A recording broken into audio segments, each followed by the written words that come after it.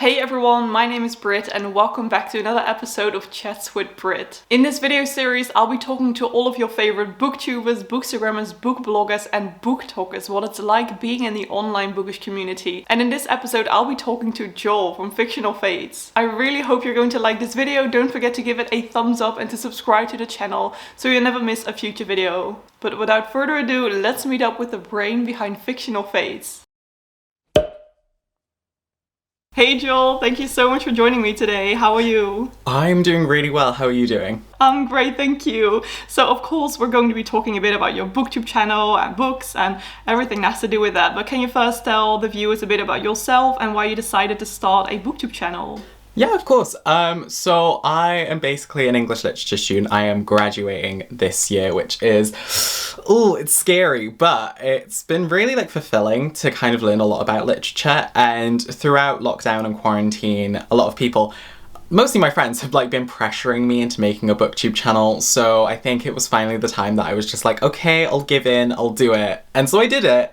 And now I mostly create content for myself rather than them. But initially it was just I'm gonna do it to please you and then we can stop. But then I found out how much fun it was and yeah, now we're here. I'm so glad you're doing it for you now. Thank you. And your channel has grown so much in the past years, ever since you started. How does that feel? Initially it was really daunting because with any if 50,000 people just came to your birthday party without you expecting, you're just it's kind of like those teen movies where they're like, oh yeah, I'm only gonna have 8 friends at my party, and then it's a massive thing, and you're oh, it was definitely scary because it was just I didn't have time to kind of get comfortable and find my niche and do what I need to. I had to do that whilst having this steady growth of people watching me, which was very scary, but I think it's going okay. So yeah. It definitely is. Did you find a specific point after which it started to grow a lot, or was it just straight from the beginning? I think it was mostly straight from the beginning where I had that quite a big growth, but then I think it was mostly in my second month or third month of Booktube where I had the most exponential growth.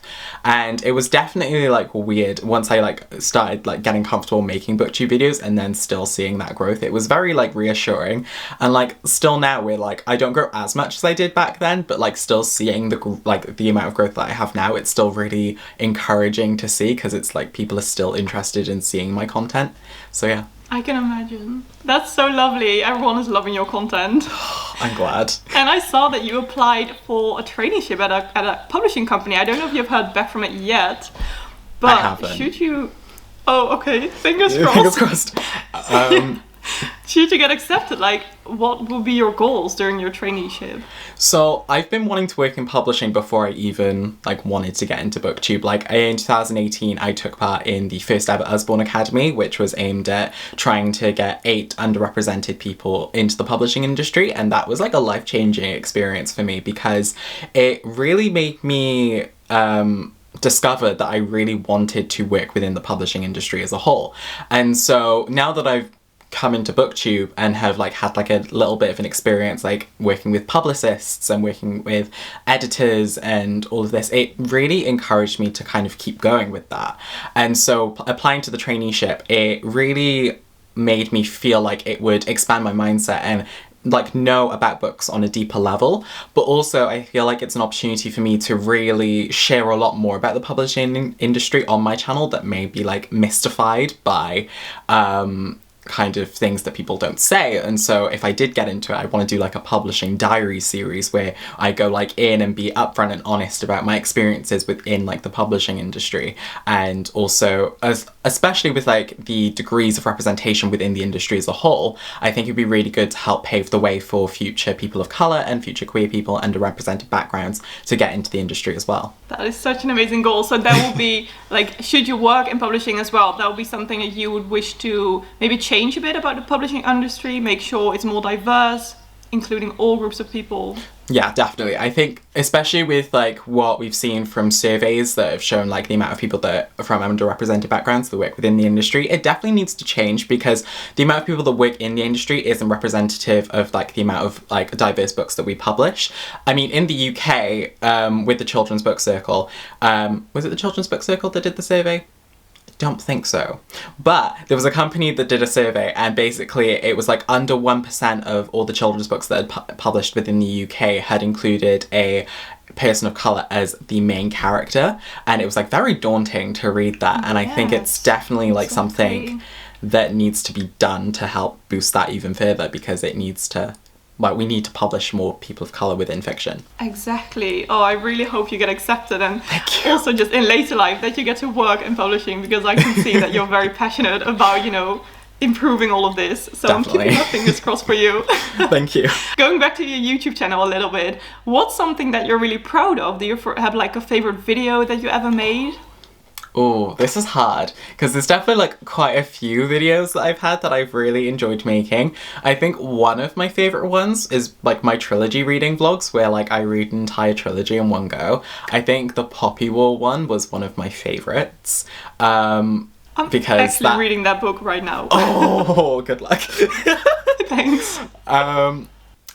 I think my most favourite video that I've ever done, I think is the romance reading vlog, actually, because I think it was, because I like exploring genres for the very first time. Like at this moment in time, I'm reading translated fiction, because I don't really do a lot of that, and I feel like it's something that needs to be boosted more on Booktube, and so I was like, I'm gonna do this.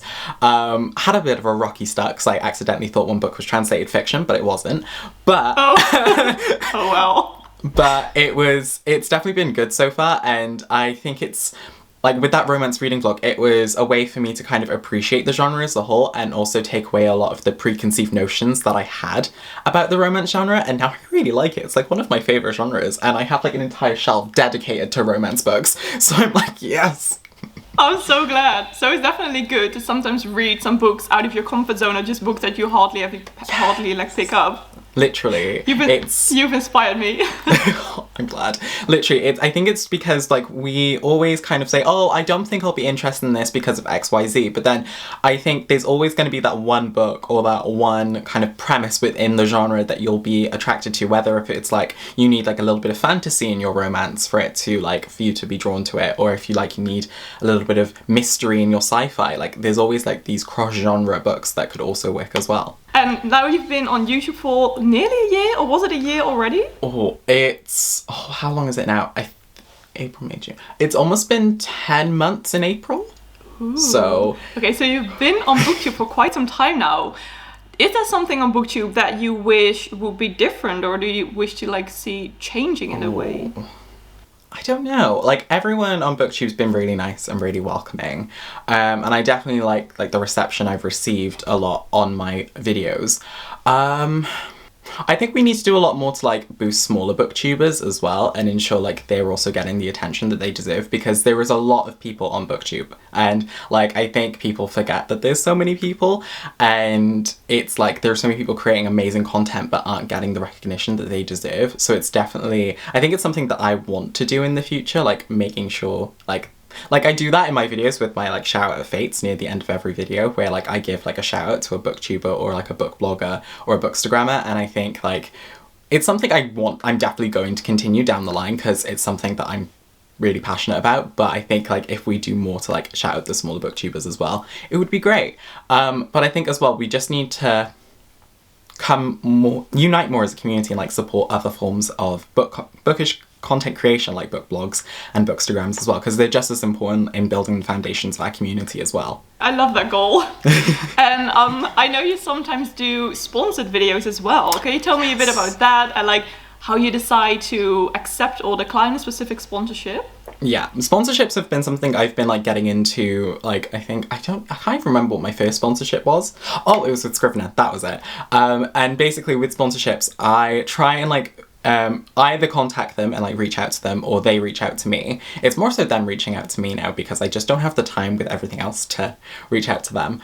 But a lot of the time, I basically will try and see if the brand that potentially are wanting to work with me is a good fit for my channel and good fit for like my brand as a whole, and whether like the people who watch my content will actually connect with the brand as well. So let's say, for example, like I'm a bookish channel, but then someone was like, I'm gonna sell football kits. Would you like to like can we sponsor you? And it's just like, well, I hate football, so I don't think we'll be a good fit. Like, I just don't think me being like, here's a football kit you should buy. Like, it just doesn't fit. So I think it's trying to remain authentic whilst also like having that sponsorship that can relate to you. Like, let's say there's like ones that everyone goes for, like VPNs and stuff like that. Like, I think those are like the generic ones that are okay for your channel. But then if like you go one that's far out of your reach, people are going to be like,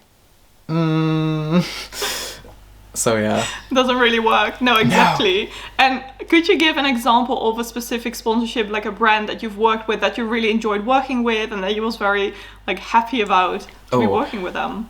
I did a sponsorship with Native for like my second romance reading vlog, and it was really cool working with them and like because I've used Native for over a year now, and it was just really nice to actually get the opportunity to work with them and get some free deodorant so that I didn't have to pay for them again.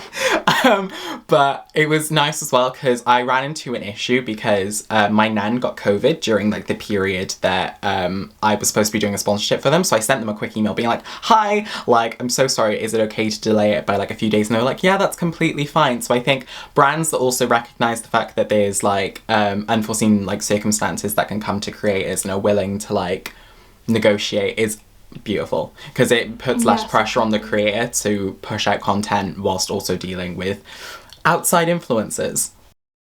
Exactly. So it's good that they can be, you know, flexible in that sense. Definitely. And important question, is your grandma okay? Yeah. She's all well now, which is really great. Good. I think she got her dose of the vaccine like a little while ago as well. So I'm like, yes.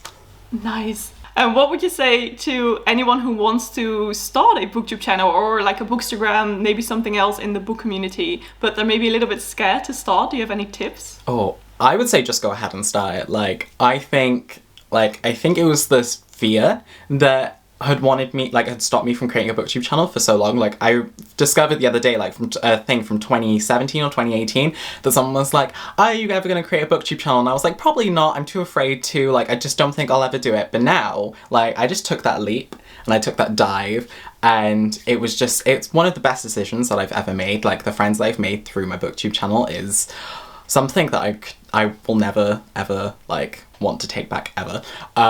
And especially with like Bookstagram and book blogging as well, I just took a leap of faith with those and I just started it. And I think it's something that is very important to do, is just to take that initial leap. And the book community are very welcoming, and like if you interact and build authentic connections, like I wouldn't say like comment on people's things being like, ooh, check out my Bookstagram, ooh, check out this, check out that, because that just never works. That never works. It's all about kind of building an authentic friendship with other people and actually being invested in them, as well as like just checking out their content and just being friends, like just making friends. Like I think that was the advice I gave to someone the other day who was wondering about creating a booktube channel as well. I was just like, just make friends, record with like your phone, because that's how I started. I recorded with my phone before upgrading to my camera. Just do what you need to do just to start and get your voice out there, because once it's out there, then you'll feel more comfortable, and then you'll feel more like ready to take on the weird world of bookish content creation. Well, those are some great tips. I think that many people might also be very happy to hear that just filming on your phone is totally okay to just start, and you don't have to buy an entire like film setup to create content. I was looking into cameras initially, and then I think it was Cindy. She was just like, no. She was like, just record with your phone. And I was like, okay. And then I did, and I was like, oh, this actually looks pretty okay. Like, okay, let's just rock with that. So then I did for like, I think I did it until I went to uni. So it was a good like 3 months before I like upgraded, and that was literally only because of student finance. So it was very much like, I'm glad that I had this to start with. That's so good. And of course, you're also part of the bookstagrammars.com community. Can you tell us why you joined? Yay. I decided to join because I definitely wanted to seek more opportunities for my Bookstagram through bookstagrammars.com, and just seeing like the way that the community has been like boosting about it is amazing. And I just think that it will provide a lot of opportunities for other Bookstagrammers as well to get like sponsorships that they may not get through emails. And I think it's just a really nice community of people that can come together, and also just it's just an all-access hub for like sponsored content, and just being a great together, and just also getting that practice in of creating sponsored content on your Instagram as well. We're so happy to have you here as well. I'm so happy. And can you tell me a bit about your goals for the future of your channel? Because I saw that like Fictional Fates Phase 2 is coming. Can you tell us a bit about that? And like, how did you come up with it? How did you just... Let me know. Yeah, definitely. So I basically am finishing my degree, like I said, and it's kind of like I'm entering into this whole new phase of my life where like I finish uni, I could be heading to like a little internship, I could be moving to London, and I was like, feels like a whole new beginning. And I was just like, I feel like my channel needs to like change its direction a little bit, because obviously I'm not a student anymore, but I will still be doing a bit of studying for content purposes. And like I feel like the way that I'm creating content is also changing, so hence where Phase 2 is coming in. A lot of people started calling it the Fictional Fates Cinematic Universe, and I'm just like I'm not Marvel. I wish I could be Marvel, but I am not Marvel. You're close, very close. But yeah, so I basically have done like a mini rebrand almost, like new intro, new outro, new like sound effects, new music.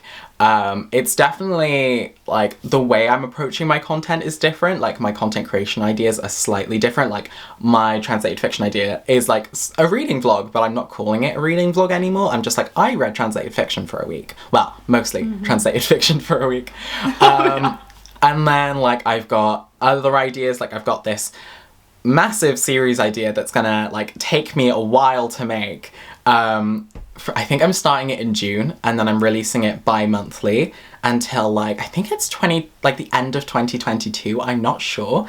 Oh my god! But it's like a daunting task, and I've been doing the research for it because I'm very, very excited by it. But it's like those kinds of content creation ideas that I just want more big brain ideas on my channel, and like kind of embracing the big brain ideas and not exactly playing it safe anymore. It's like the time for me to be risky with my content, I feel like.